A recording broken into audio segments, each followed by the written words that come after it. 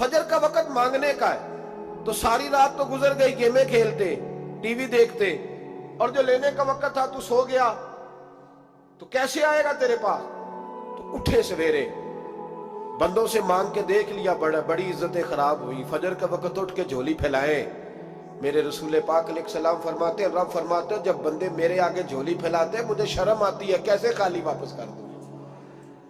तो उसके सामने झोली फैलाएं सवेरे उठ के, रिस्क में बरकत होगी। और फिर एक और बात, पांचवी बात, रिस्क में तंगी उस वक्त होती है जब हम माल गलत जगह पे खर्च करते हैं। अल्लाह माल देता है अपने फजल से, और जब हम उसे जाया करें, मिसाल देता हूं, मेरे पास एक शख्स ने आके कहा, हजरत जी बच्ची की शादी है, या मेरा घर में कोई बीमार है, या बड़ी आजमाइश है, 10,000 की जरूरत है, मैंने थमा दिया उसको। फिर मुझे बाद में पता चला कि ओहो वो तो अय्याशी कर रहा है पैसों से, वो तो चला गया कहीं घूमने और फलां होटल में, महंगे होटल में बैठ के खाना खा लिया, तो मेरे दिल पे क्या गुजरेगी उस शख्स के बारे में। बिला मिसाल और बिला तशबीह समझाने के लिए अल्लाह ने माल दिया फजल से, और अगर अय्याशियों में लगा दिया।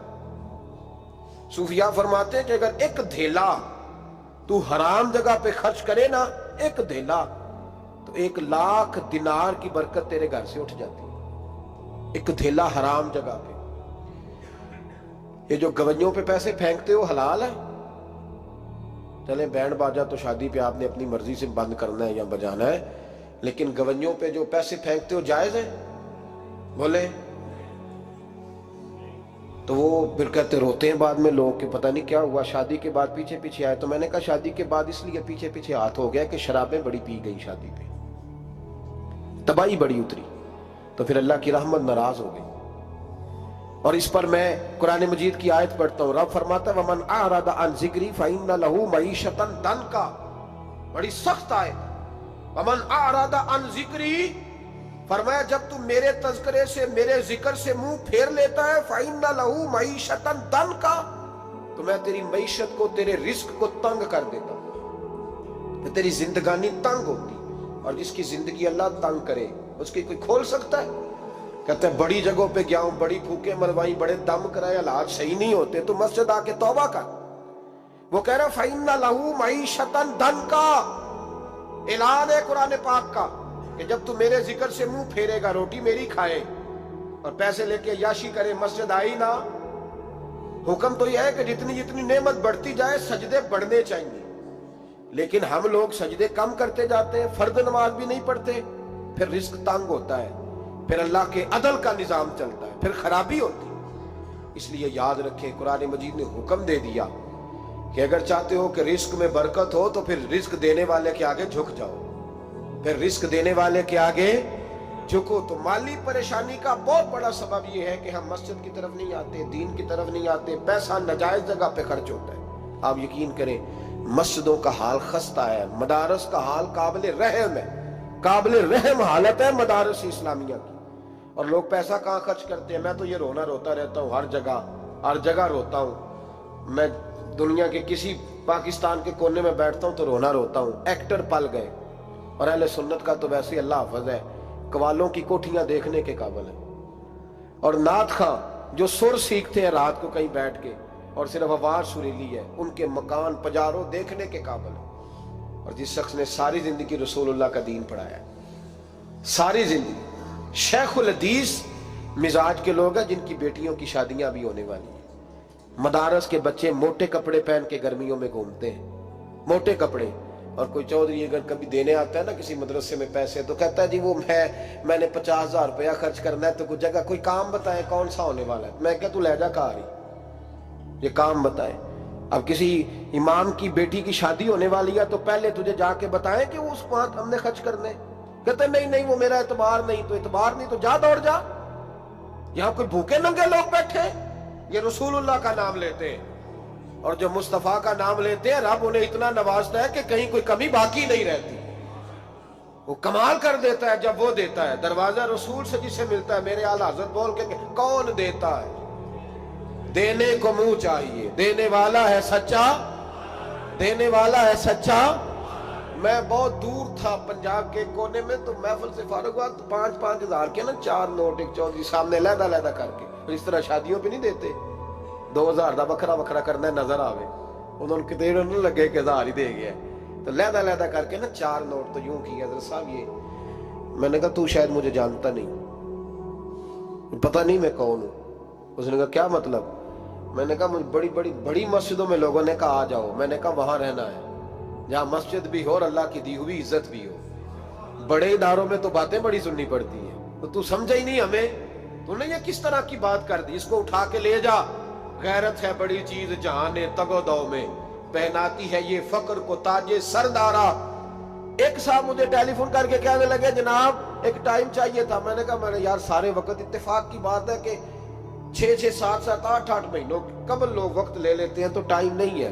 कहने लगे मेरा तो उमरा कराने का भी इरादा सी मेरा तो। तो मैंने कहा मैंने कभी ख्वाब में भी नहीं सोचा था कि मैं मदीने की इतनी हाजिरी दूंगा जितनी मेरे रब ने मुझे दिलाई है। तू मुझे कौन सी बात बताता है? ये तो मेरे रब का फजल है। मीरा दी गल ना गरीबां दी गल है, मदीने च जाना नसीबां दी गल है। तू कैसी बात बताता है कि थोड़ा सा मैं इशारा दूंगा तो शायद बंदा जो है वो फौरी तौर पे पिघल जाएगा? ऐसा मसला ही कोई नहीं। मेरे रब का तो इतना करम है, इतना करम है कि हमने ख्वाब में भी नहीं सोचा था कि इतना नवाजेगा। तो ये लोग गलत समझते हैं। मैं अपने मदरसे के तालिब इल्मों को कहता हूँ जिंदगी में सबसे अच्छा खाना अल्लाह तुम्हें देगा और सबसे ज्यादा अच्छा कपड़ा अल्लाह तुम्हें देगा, सबसे अच्छी गाड़ी अल्लाह तुम्हें देगा। बस एक शर्त है, सारी जिंदगी मोहम्मद अरबी के वफादार रहना, रसूलुल्लाह के निजाम से हुजूर के तरीके से कभी गद्दारी कभी ना करना। बड़ा नवाजेगा और इतना नवाजेगा तुमने कभी सोचा भी नहीं होगा। तो याद रखें अल्लाह रिस्क में बरकत देता है, लेकिन उस वक्त जब हम अपनी जिंदगी हकीर करते हैं ना। अब जहां आने लगा हूं वहां आपको लाना चाह रहा हूं। हम पता क्या करते हैं? हाथ फैलाते हैं। बड़े बड़े रईस आजम हो के लोग हाथ फैलाते हैं। अगर आप नाराज ना हो तो MNA ने भी इन्वेस्टर रखे होते हैं, MPA का भी इन्वेस्ट, वो भी फोन करता है कि इतने फ्लैक्स तेरे जिम्मे, इतने तेरे जिम्मे। ये मत समझे कि मांगने वाला छोटा तबका है। यहाँ बड़े बड़े लोग हैं। यहाँ तो पुलिस अफसर भी दुकान पे आ जाए तो दुकानदार परेशान होता है कि ये मुफ्त हो रहा है, ये पैसे नहीं देगा। तो यहाँ मांगने के स्टाइल बड़े बड़े निराले, बड़े बड़े अनोखे। नाराज ना होइएगा, सबकी बात नहीं कर रहा, लेकिन इल्ला माशाअल्लाह अक्सर की बात कर रहा हूं। अब मेरे नबी पाक सल्लल्लाहु अलैहि वसल्लम ने दर्स दिया, फरमाया जिंदगी में हाथ ना फैलाना कभी भी, जिंदगी में कभी भी हाथ। माली परेशानी का हल बताया। मेरे अभी फरमाने लगे यूं ना करना, वरना फिर दोबारा सारी जिंदगी इस तरह नहीं हो सकेगा। फरमाया अपनी गुर्बतें छुपा के रख। अगर अल्लाह कभी आजमाइश डाले तो अल्लाह के साथ बात कर, उसके नेक बंदों के साथ बात कर। कभी भी यूं ना करना, वरना सारी जिंदगी फिर तू मांगता ही रहेगा। तो या रसूलुल्लाह क्या करे? फरमाया तू देने का इरादा कर, अल्लाह भी तुझे माला माल फरमा देगा। तो जिसने हाथ फैलाया हुआ है ना, इस नाथ खान ने भी, मौलवी ने भी, MNA ने भी, MPA ने भी, और वजीर ने भी, और मुशीर ने भी, और क्या बताएं कहां तक। हमारा तो वजीर आजम किसी मुल्क चला जाए तो अगला मुल्क परेशान हो जाता है कि शायद कुछ लेने आया है। जिनको आज यौम पाकिस्तान है, पाकिस्तान मांगने के लिए नहीं बना था, ये देने के लिए बना था। ये तो देने के लिए बना था। ये तो वो सल्तनत बनाई गई थी जो दरवेशों ने कायम कर दी, और इस मुल्क को भिखारी बना दिया है। लेकिन हम फिर भी मायूस नहीं। ये मिट्टी बड़ी हसीन है, इंशाअल्लाह ताला यहां से ऐसे फूल खिलेंगे कि सारी दुनिया को खुशबू जाएगी। इस धरती से इंशाअल्लाह ताला ऐसे दरख्त उगेंगे कि सारा जमाना साए में बैठेगा। मैं दूर नहीं निकलना चाहता। तो एक रिस्क की तंगी का मामला ये है कि हम मांगते हैं। कुछ लोग इसलिए भी किसी से सवाल कर लेते हैं कि कोई कहे ना अमीर बड़ा है। सवाल शादी का मौका आता है तो 2-4 दोस्तों को फोन कर लेते हैं, फिर रिश्तेदारों को बताते फिरते हैं कि मैंने तो कर्जा पकड़ के निकाह किया, कर्जा पकड़ के रजिस्ट्री कराई है, ताकि लोग। तो जब तू एक दफा मांग लेता फिर सारी जिंदगी तेरी माली मुश्किलात हल नहीं होती। एक वजह यह है। अब आइए इन परेशानियों के कुछ रूहानी इलाज हैं। 2-1 बातें अर्ज करूं। सूरह तलाक 2-3 नंबर आयत की घर जाके तिलावत करें। रब करीम ने फरमाया वमन यत्तकिल्लाह यजअल लहु मखरजा। फरमाया जब तू अल्लाह से डरेगा तो अल्लाह हर मुश्किल से निकलने का तुझे रास्ता अता फरमा देगा। और क्या खूबसूरत अंदाज है कुरान मजीद का, और हमने इसका लाखों बार तजर्बा किया, 20 और सैकड़ों बार ये चीज जाती तौर पर प्रैक्टिकल से गुजरी। अल्लाह ने फरमाया हर मुश्किल से निकलने का रास्ता भी देगा, वयरज़ुक़हु मिन हैसु ला यहतसिब, اور اللہ تجھے وہاں سے رزق دے گا کہ تُونے کبھی سوچا بھی نہیں ہوگا. وَيَرْزُقْهُ مِنْ حَيْثُ لَا يَحْتَسِبُ سے دے گا کہ تُونے کبھی سوچا بھی. ایک صحابی تھے حضرت عوف بن مالک رضی اللہ تعالیٰ، کہتے میرا بچہ کافروں نے قید کر لیا، گھر میں غربت پہلے بڑی زیادہ تھی، میں دروازہ رسول پہ آیا، حضور اب کیا کروں؟ تو کہتے ہیں نبی پاک نے فرمایا بھروسہ اللہ کی ذات پہ کر، توکل اللہ کی ذات پہ کر، اور گھر جا کے تسبیح لے کے میاں بیوی بیٹھ جاؤ اور پڑھو لا حول ولا قوت الا باللہ العلی العظیم، جاؤ پڑھو جا کے. کہتے میں گھر بیٹھا ابھی چند تسبیحاں پڑھی تھی کہ دروازے پہ دستک ہوئی، دروازہ کھولا تو میرا بیٹا دروازے پہ کھڑا تھا، پلٹ کے دیکھا تو 400 بکریاں بھی لایا تھا. اور میں نے کہا بیٹا یہ کیسے آ گئی؟ کہنے لگے ابا جی مجھے ایک حویلی میں کافروں نے قید کیا ہوا تھا، میں بڑا پریشان تھا، لیکن ابھی تھوڑا دیر پہلے پتہ نہیں کیا ہوا، میں نے یوں ہاتھ لایا تو رسیاں کھل گئی، باہر نکلا ہوں تو 2-3 بندوں پہ نیند کا ایسا غلبہ تھا کہ بے ہوش ہو کے گرے ہوئے تھے. 400 بکریاں بھی تھی، میں نے دروازہ کھولا، بکریاں میرے ساتھ دوڑنے لگ گئی ہیں، تو میں 400 بکری بھی لے آیا ہوں، پلٹ پلٹ کے دیکھتا رہا ہوں، پر میلوں کا سفر ہوا وہ آئے ہی نہیں.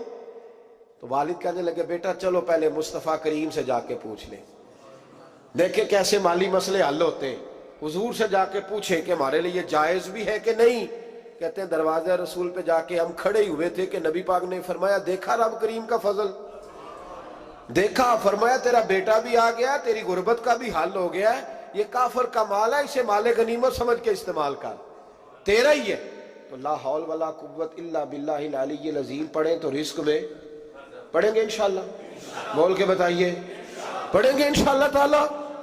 لیکن سنی قوم تویز پہ لگ گئی ہے، کہتے ہیں وظیفہ پڑھنا پڑتا ہے، آپ لکھ کے دیں گلے میں ڈالنے کے لیے تاکہ وہ ڈالتا جاؤں اور میرے اوپر پیسوں کی بارش ہوتی جائے. وظیفہ پڑھیں، وظیفہ پڑھیں. سنیں ایک اور وظیفہ سنیں، امام قرطبی نے تفسیر قرطبی میں لکھا رزق کی برکت کا وظیفہ.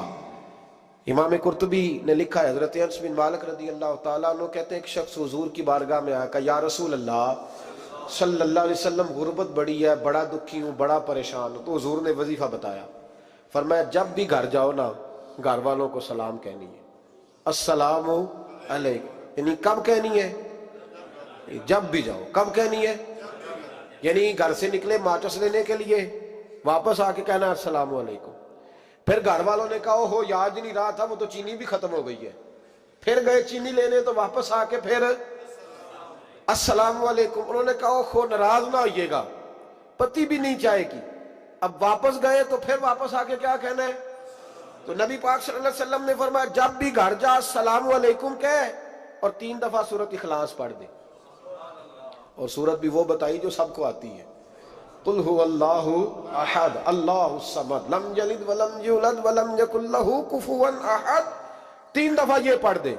صحابی بڑے سیانے تھے، بڑے مسئلے حل کرتے تھے ہمارے، فٹافٹ بول پڑے وہ صحابی، کہنے لگے حضور میری تو چھوٹی سی فیملی ہے، کئی دفعہ بچے گھر نہیں ہوتے، ننھیال گئے ہوتے ہیں، تو پھر کیا کروں؟ حضور نے فرمایا جب گھر میں کوئی نہ ہو تو اپنے نبی پہ درود و سلام پڑھ دینا، تیرے نبی کا کرم تو تیرے گھر میں ہوگا نا. حضرت انس بن مالک رضی اللہ تعالیٰ عنہ فرماتے ہیں کہ ہم انتظار میں تھے کہ بندہ واپس آئے اور رزلٹ بتائے.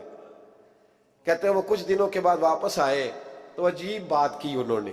ہمسایوں سے کئی دفعہ بندے کی نہیں نا اتنی بنتی، اور کئی دفعہ لگتا ہے کہ میرا ہاتھ اوپر ہی رہے، یہ کہیں مجھ سے تگڑے نہ ہو جائے. کہتے ہیں وہ آئے تو نبی پاک صلی اللہ علیہ وسلم نے کہا کیا حال ہے تیرا؟ تو عرض کرنے لگے یا رسول اللہ صلی اللہ علیہ وسلم وظیفہ تو میں نے اپنے لیے پوچھا تھا اور میرے تو ہمسائے بھی امیر ہو گئے.